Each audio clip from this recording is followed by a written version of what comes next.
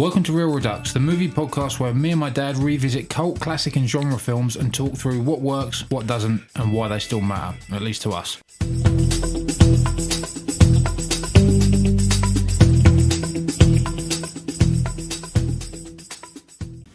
Okay, so do you want to tell everyone what we watched this week? Certainly, yes. It's Return of the Seven, or Return of the Magnificent Seven. I think it was billed as both. It's a 1966 film, sequel to the classic and much-loved 1960 Magnificent Seven movie, starring Yul Brynner, who reprises his role as Chris. He's the sole returning cast member. The character of Vin, formerly Steve McQueen, returns, played by Robert Fuller. Yeah, thoughts on that?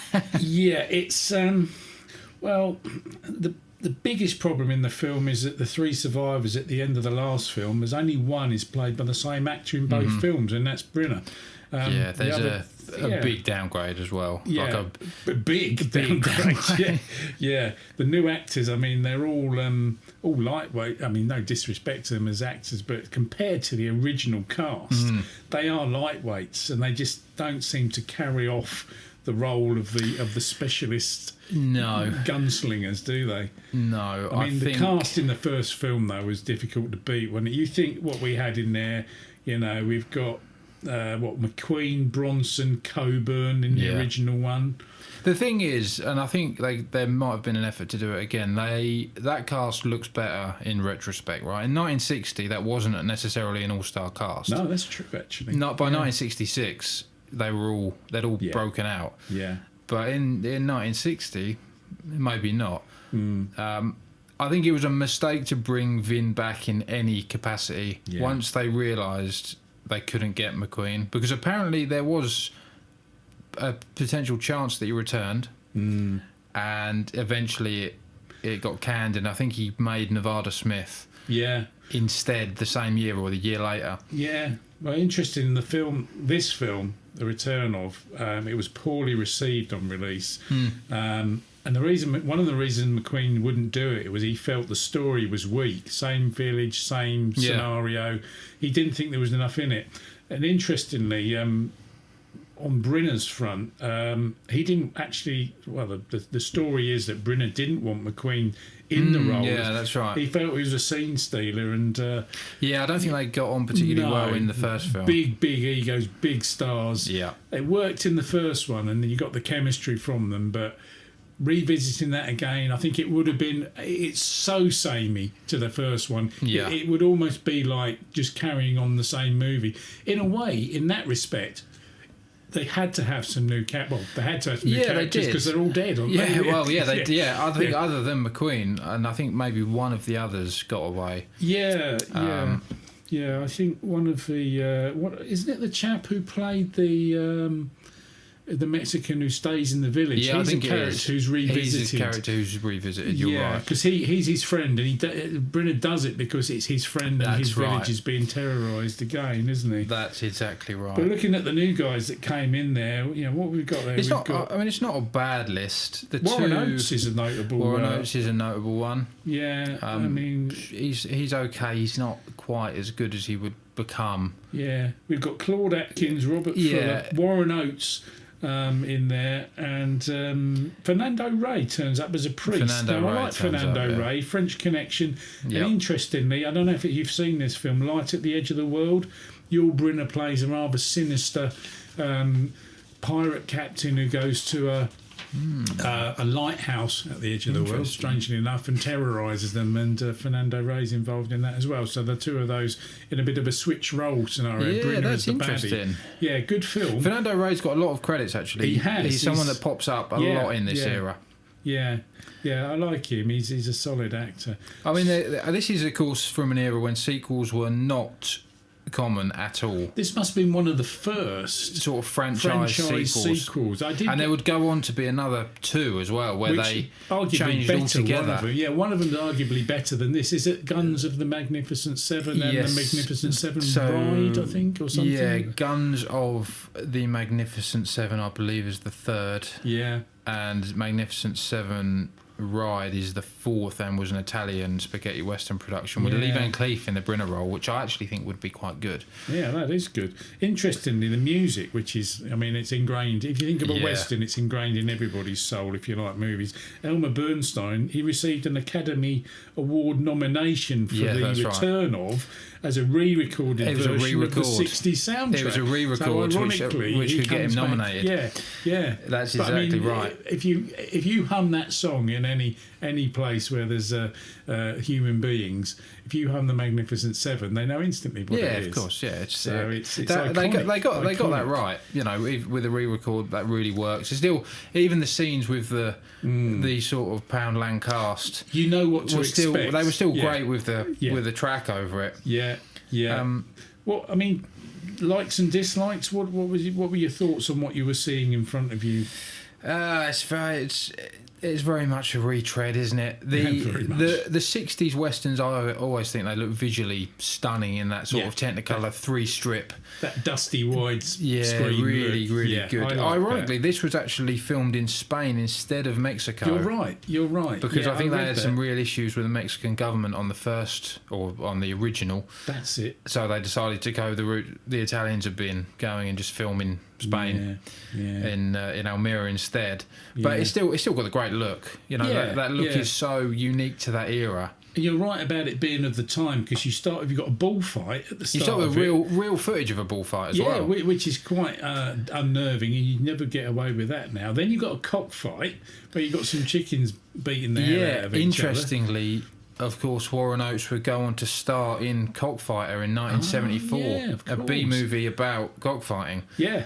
I mean, that's a difficult one to sell now. You'd never get that through the film censor. And then, of course, you have a massive gunfight. So the theme threads through the whole film of conflict, fighting, rising up against... If I remember rightly, it's the... when he hires the guy who's got the chicken that's getting particularly badly beaten up. It's that's kind of like the rise of the weaker of the two. He's the last hire, I think. So the chicken is saved from ultimate destruction, and so is the village. So maybe I'm reading too much into it. I've got to say, I like the initial interaction between Brynner and Fuller. Yeah, where he said he's wanted, and he says, "What's the price? 500." Yeah. And he says dollars, no pesos. Yeah, exactly. Yeah, a bit disappointing for him. Yeah, and but then that kind of underlines the sort of B grade of the movie, doesn't it? Yeah. You know, I mean, I'm sure he got a good salary for it. I'm sure Brynner did for the return. Absolutely. Yeah, definitely. Because if it wasn't for him, let's face it, him and maybe Warren Oates. Although not his best role. No, it's quite... I mean, it's really early, Warren. He's a bit seedy, isn't he? Yeah. He is. His teeth as well. I've noted it down. His teeth are so white, though. I know. They're so white. Yeah. But this is really early. This is a really early role for him, way before his sort of breakout stuff that would come later. Yeah. Directed by Burt Kennedy, who's an interesting character. He was probably best known as a Western writer, but... he had quite a lot of director credits, including The War Wagon, John Wayne, Kirk Douglas. Yeah. The Train Robbers, another John Wayne Western. That's a good one. And he directed the Support Your Local comedy westerns with James Garner. Support Your Local Sheriff. And I think Support Your Local Gunfighter was the sequel or the one before. Okay. He directed those. So I think he's got maybe 30 plus credits. Someone that sort of had their finger on the pulse a little. That's interesting. And I've got to say, the two he did with Wayne are pretty good. Yeah. Like we've said before, it's difficult to get to do a bad western, because if you like a western and you've got all the ingredients, it's already looking good. Get a saloon, some gunfighters, and this is a tried and tested script. Everyone knows it works, even if it is a bit naff this time. Save the village sort of thing. Yeah, it's very good. I did like the scene where Brynner he basically goes to the jailhouse and uses it like a used car showroom, and he just picks guys out, and the jailer just lets him do it. Yeah, the jailer's a guy actually that you see pop up a lot, especially in European westerns. Character act, yeah. But it's great when I quite like the scene. I think it's with Akins as well. Yeah. Where the jailer sort of says, "Oh, he killed 4 men." Yeah. And he says, "I could make it 5." exactly. Yeah, and the price goes up. Yeah, And no, they're all, that's the early blows. At that point, it's pretty good. It's actually when they get to Mexico or the village that it starts to fall away a bit. Lack of character development. Yeah. And a lot of... It's inevitable, isn't it? A lot of big, bland fight scenes. Yeah. You know, you don't feel it's like there's padding almost, isn't it? It's like let's have a big punch up in there. Let's ramp the music up a little bit. Have a few close-up shots. A lot of dust fighting. Yeah, and you're just thinking this is good for a few minutes, but it doesn't carry. It doesn't carry, and we don't. And we don't love the characters. I mean, when they start getting shot, I mean, you say, I don't really care. Warren Oates is pretty horrible. Yeah, even though he sort of learns his lesson at the end. Yeah. I think. Oh, he stays, doesn't he? I think he does stay. He's one of the ones that stays. I think he's one of the ones decides that to make a go of it after being a bit of a. I mean, Claude Akins doesn't have a bad arc. No, he's sort of got that thing going on about chasing someone, but it's all a bit naff. I liked Fernando Rey, who played sort of the big bad. Yeah, he wears the biggest sombrero in huge, the world. Yeah, it is massive. Yeah. Very impressive. Like comically huge. yeah. Three Amigos large, yeah. That one, isn't it? It's, yeah, that was the talking point, I think. Yeah, that was quite an impressive sombrero. And entirely necessary, I think, for the film, because it needed something. It did. And if that's the high point, then that's a shame. Brynner must be disappointed. Outdone by a huge sombrero. Even Brynner, as good as he is, he's sort of phoning it in a bit here. He's not got the intensity of the first one. And I can't help but think of Westworld when he's walking around in his all black shirt, outfit. You know, you know. Yeah, that is very true. Yeah, it's a role that he does enjoy. I think the old black shirted gunman. Yeah, I think every Western he's in, he just wears an all black. Well, the baddie always wears black. Well, well, that's true. That is true. I mean, ask Johnny Cash. I mean, he'll tell you. Yeah. Yeah. Okay, so if you were to pair this up with something, then what have you got in mind? Well, this is a bit more interesting than the film itself, really. So obviously the original. It goes without saying. Yeah, but you'd be disappointed if you watched that. That's first, the problem. You would because you're watching the same film but just a worse version. You went out to make a cup of tea and you come back in and think these villages have changed. Oh, hang on, no, they haven't, but the baddies have. And where's the other one gone? Yeah, where's Steve McQueen? Is he gone home? He's jumped a motorbike over a hedge somewhere. That is one of the all-time downgrades. Robert Fuller. From Steve McQueen to Robert Fuller. He must have been pleased to land the role, though. I bet he was, yeah. He probably thought it was his ticket to megastardom, like it had worked for McQueen and Bronson and Coburn. Cobur's the one whose career really launched quicker than all of them. He's very enigmatic in the original really Coburn, though, isn't he, with the knife? He was the success story, wasn't he? Until, obviously, McQueen and then Bronson later on would... And Eli Wallach, of course, would do... Yeah. But they had really strong characters in this film, didn't they? I think. That's why it worked. Wanted to. The other thing was you were genuinely sad when they got killed. Yeah, exactly. You thought, oh no, I'm not in. And that's the thing. We lack because he literally picks them all up out of the jailhouse. Yeah. There's none of that, going and finding him. Well, that's interesting. And having a bit of backstory. That ties in with one of my similar pairings, which is the Dirty Dozen. Yeah, that's true. Because off he goes to military prison. Yeah, that's and he picks out the lowest of the low. Yeah, he's got Telly Savalas is he in there, and all sorts that's very true. Unusual and unpleasant people trying to make this band of unpleasant Dirty Dozen, and it's that similar down to the jailhouse. Now I think Dirty Dozen was 1967. So what was that? When was this one? 1966, wasn't it? So a year later. So you could argue that. They picked up on that. Yeah, maybe. Maybe. That scene you refer to does work. I like the way they do that. So the early blows are pretty good. I mean, the other one I've got it paired with is the War Wagon. Right. Again, Burt Kennedy. Sort of... it does that same thing where Wayne, and he's very much in his playing John Wayne era, he sort of assembles the team, but you get a bit about him. You've got Kirk Douglas in there, and there's a couple of other guys that some pretty heavy hitters. You just get a little bit more, but it's the same sort of assembling the crack team. This guy's good at that. Yeah, you appreciate the performance of people like that more than the story, and you can get really into it. Yeah, so I've got quite a few pairings because I sort of went off on a tangent. My first thoughts were, if you haven't seen Seven Samurai, watch that. Yeah, because well, that's where the obviously. whole thing comes from, and that Kurosawa film is, I know it's a bit art house, and people might say, "Oh, no, black and white samurai movie," but give it a chance. If you haven't seen it, it is a classic. Go, watch it. It's terrific. Well, it's the origin of this story, right? It is, and it's a great story. The old Save the Village story. I mentioned it earlier, Light at the Edge of the World, where Brynner is the bad guy and Fernando Rey isn't. Bit of piracy. Yeah, that's interesting. It's role a good reversal. film. Yeah, Kirk Douglas is in that as well, and some interesting characters in that film. Bit edgy. So the team up, the mercenary kind of approach. I'm thinking the Wild Bunch, 1969. Yeah, it's very good. You got a bunch of specialists charging around.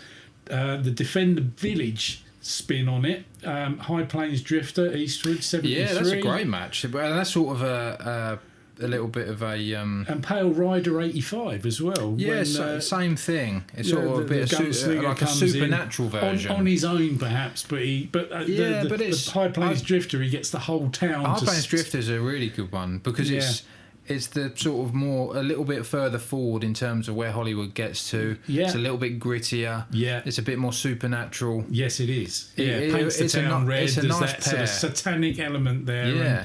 And, a much more enjoyable film, to be honest with you. The problem you've got with these films, and I had the same issue, is every single one watched in a double bill would make this feel even worse than it is. Yeah, because all you'd be thinking was, I wish I'd put The Magnificent Seven on. Yeah. Because it's the same film it's with lesser literally actors. blow by blow. Same story. The same film. Story. Relaunched. And you could have gone so many different ways with it. Like, when they said at the start about Brynner being wanted, I thought, they're going to go that route. Yeah. But they didn't. They just went what I assume they thought was safe. Yeah. Yeah. And it's just a total retread. Yeah, the theme is basically conflict and save the village, isn't it? Yeah. And the little man sort of rises up and defeats the and like you say, when they moved away from that in the further two sequels, they are apparently better. I've not seen either. I've got to say. Story. Yeah, you're right. But they are apparently better. Although I think the third one really has some casting issues. I think it's a really really weak cast. Yeah. Well, it needs a good story then. And again, it might even be George Kennedy playing the Brynner role. I don't know. I'll have to explore that. That'd be interesting. He must have got back from his time on the death ship then. And, that's it. Yeah. Yeah. So. What would you say was your star rating on this one then? How would you score it? Well, it's on Letterboxd it's a 2.8. On IMDb, out of 5, is that? Out of 5. Okay, that's nearly that's over halfway then. Over halfway. IMDb it's a 5.5. So again, over half. A little bit over half. I think they're being a little bit sort of generous here because of who's in it. I was a 2.5, okay. Very much down the middle. That was probably even a little generous, but I think there's enough there, just enough with a couple of scenes, the music, the look to sort of get to 2.5. It's a Sunday afternoon western, isn't it? Yeah, it is. Get yourself a beer, sit down, and it's not offensive. It'll just carry you through. Now, as a kid, I remember watching The Magnificent Seven, and that was a real stay up late moment at home. Yeah. And there's only 3 channels, and if they put that on, and Mum and Dad said you can stay up and watch The Magnificent Seven, and it was on till, 10 o'clock at night. I can still see myself sitting there in the 70s watching that on TV, absolutely mesmerised by this the king of cowboy movies for me. Yeah. So a little bit of nostalgia. So I've much as it was a poor second place to the original, and I'm thinking probably with rose tinted spectacles about the original, it stays in the memory as a great movie, the first one, a poor version, the second one. So I've given it 6. Better than average western, but a disappointing sequel. But it does keep the flame alive for further sequels, of which we've already said there's 2 more. There's 2 more. I'm being a bit charitable because I there's better out there, well worth watching. But I think you owe it to yourself to watch this and then just say, I've seen it, and I'll go and watch the original because that's what I really enjoy. Yeah, what I will say is it makes you want to watch the original. My thoughts entirely. In fact, I went looking for it. I've got a box set of it somewhere. Yeah, with that one in it, and I must admit, you pick the second one. If you hadn't seen it, you pick the second one out of interest, expecting it to be good, but having serious doubts about the cast. Yeah. Giving it a chance, watching it, and thinking, "Yeah, I wish I put the other one on there." But there you go. Yeah, that is it. It's inevitable. It's just too close, isn't it? Yeah, you know, and they wouldn't crack that sequel idea for quite a few more years. Okay, well, I've got what I'm trying to do with some of these is I'm trying to get an interesting music fact into some of our reviews now, and as you know, I'm a big Clash fan, so. My extra fact this week is the Clash did a song called The Magnificent Seven, or Magnificent Seven, 1980, and it's a critique of the monotonous 9-to-5 capitalistic grind, focuses on a 7 a.m. start to a worker's day struggle, and it was named as a direct reference to the 1960 Western film of the same name. It's partly a nod to the concept of a group of specialists, as the gunfighters were, but primarily it's a cynical contrast to the lyrical content of the song. So interesting. Magnificent Seven. I couldn't let it go by. We're never going to review the Magnificent Seven. No, so, probably not. I'd have to tie in this to the sequel, and that's my music connection. I'm going to try and see if I can get a music connection into a few more of these, just to expand the. Because I think we've got a couple more movies coming up where there's definitely a musical undercurrent which is worth mentioning. So I'm going to start bringing that in. So expect more. And if I can get it in, a Clash shout out, and why not? Yeah, absolutely. Well, that actually bleeds quite nicely into a movie I've also got on my watch with, which is a film called The Savage Seven. Oh, okay. Which is I don't think I've seen that. It's a very scarcely seen 1968 biker flick, directed by Richard Rush. Not a lot of credits to his name. Is it a bit like Wild Ones type of thing? It is. It's kind of like Wild Ones style. It's 60s biker flick. It's sort of no narrative, very much vibes. But okay, interesting. What it does is it plays on the Magnificent Seven. Really? Very loosely. Okay. Very loosely. Seven samurai with bikes. It's not quite as black and white as that, but if you look for it, you can make the connection. Okay. And so, for example, the intro is the bikers in formation going down the road with the red titles on the screen. Right. There's more than 7 of them. Yeah. But you've got a village in the desert, which is being overrun by a sort of a baddie who's a big capitalist. I can see the connection already. What is interesting, and there's 7 of them. What is interesting is the way they subvert it. So in this case, because they're bikers and they're anti-establishment, it's actually the bad guy that offers them money to run the villagers out of the village, because there's basically this land is marked for lakes, I think, which is going to make it valuable. So he wants them run out. So he offers to pay the bikers to flatten the village. Right. And the bikers originally, or the lead biker, played by Adam Rourke, it sort of accepts the offer. Right. And then it all sort of flips on its head. It's a really interesting. I think. Do you know? It sounds vaguely familiar. Although you see a lot of movies out there in the dusty. Yeah, sort of, it's actually stuff. It's not particularly highly rated. No. But I think a lot of people miss the connection, despite the name. Yeah, I think they miss the connection. That's a really good spot. And I'll tell you, I want to see that now. It's worth watching. I'm going to have a look for that. It's really good. Right up my street. Like I say, directed by Richard Rush, who didn't have a career as good as he should have done, but he most famously directed The Stuntman with Peter O'Toole. Yeah, good film.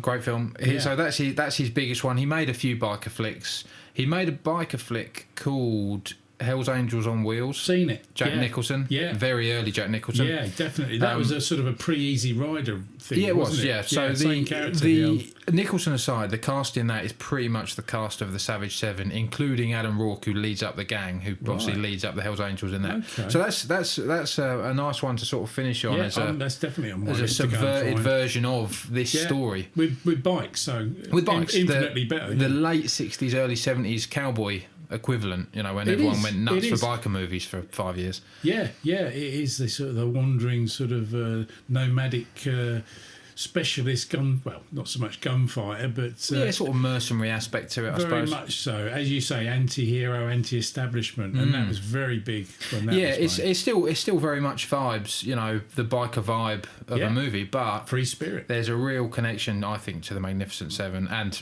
naturally by default, Return of the Seven. Yeah, I'm definitely going to check that out. So thanks for that. That's an excellent reference. I haven't seen it. I've seen a couple of the others you referenced, and certainly Hell's Angels on Wheels. But I'm always looking for something new in that respect.